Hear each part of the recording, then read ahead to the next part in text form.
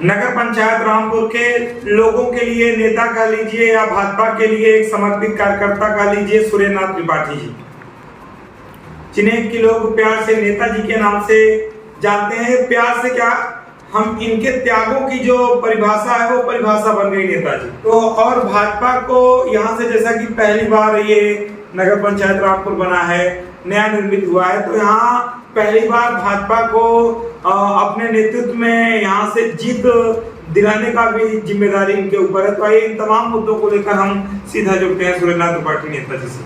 स्वागत है सर आपका।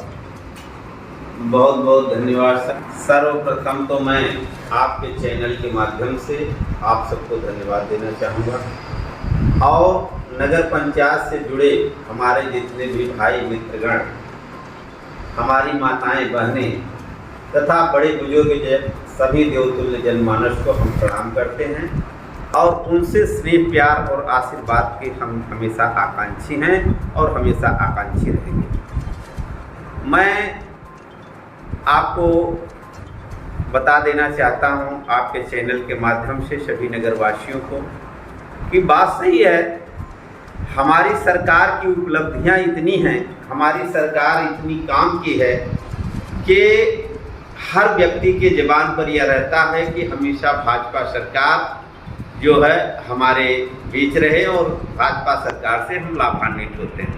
भाजपा सरकार ने किसी भी प्रकार, किसी वर्ग, जाति या समुदाय के व्यक्तियों के साथ किसी भी प्रकार का भेदभाव न करते हुए अपनी हर योजनाओं को हर व्यक्ति तक, अंतिम कड़ी तक पहुंचाने का अपने कार्यकर्ताओं के माध्यम से हमेशा काम किया है। और जैसा कि हम आपको पिछले बार भी बता चुके हैं कि आज मुझे भारतीय जनता पार्टी से जुड़े 22-23 साल हो गए। मैं 2000 में जो है सदस्यता ग्रहण किया था।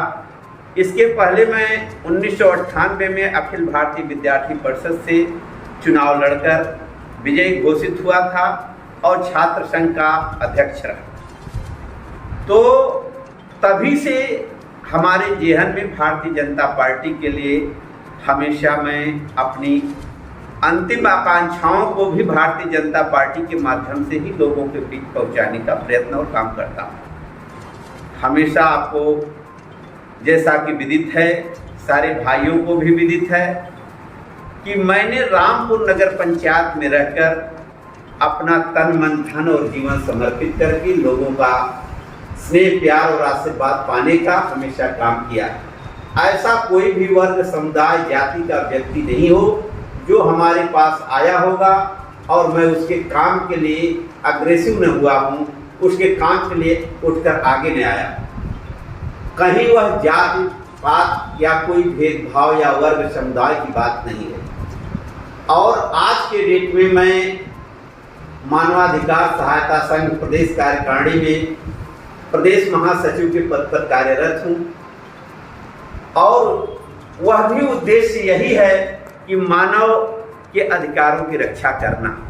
जो हमारे समाज के शोषित, वंचित तथा पिछड़े लोग हैं उनकी सहायता करना, उनको कार्य कुशलता के तहत और पात्रता के तहत हर व्यक्ति तक योजनाओं को, सरकार की योजनाओं को उन्हें लाभान्वित करना और पहुंचाना, यह मानव उद्देश्य का परम कर्तव्य है और मानव अधिकार भी है। और मैं मानव सेवा ही ईश्वर की सच्ची पूजा समझता हूँ। मानव सेवा ईश्वर की सच्ची पूजा समझकर अपनी कर्तव्य पथ पर चलकर मैं लोगों की सेवा में अपना अवभाग्य समझता हूँ और समझता रहूँगा। यह बिल्कुल सही है कि जब ओबीसी हो गया था तो लेकिन मुझे मालूम था कि यह सरकार में या तो न्यायालय के द्वारा किसी भी प्रकार का जो है अहित किसी का नहीं होगा। सारे लोगों का हित रखते हुए, हित ध्यान में रखते हुए सरकार भी काम कर रही है और न्यायालय भी वही निर्णय सुनाएगा जो ईश्वर की इच्छा है। न्यायालय को दूसरा भगवान का दर्जा दिया गया। तो यह हमेशा हमारे मन में था।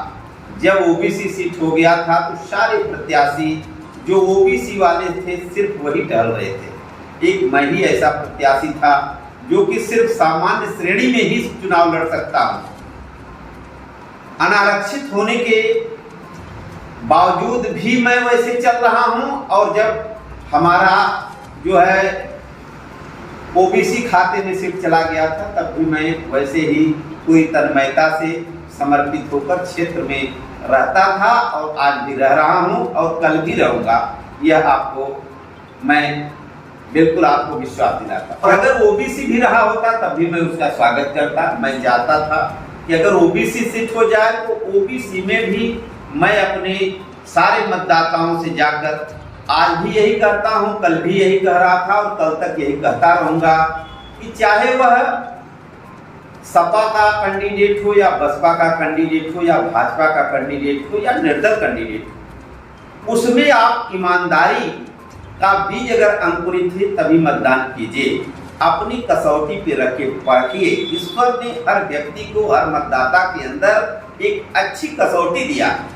हर दिन आके लोगों के बीच रहना, लोगों की समस्याओं को सुनना, लोगों के बीच में रहना मेरा एक परम उद्देश्य और कर्तव्य मैं अपना मानता हूं। और मेरी त्याग तपस्या को देखते हुए भारतीय जनता पार्टी मुझे अपना प्रत्याशी के रूप में जरूर मैदान में उतारेगी। और अगर आपने पूछा भी कि अगर नहीं देती है तब क्या करेंगे, तो अभी यह कहना कुछ भी ठीक नहीं होगा।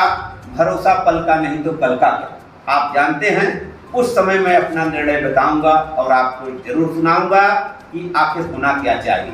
लेकिन यहाँ की जो जनमानस है बिल्कुल यह चाह रहे हैं कि मैं भारतीय जनता पार्टी का उम्मीदवार रहूं, भारतीय जनता पार्टी का टिकट लेके आऊं और भारतीय जनता पार्टी के सच्चे सिपाही के रूप में जो कार्यरत मेरी सेवाएं हैं वह अनवरत चलती रहे, ऐसा लोगों का विश्वास है।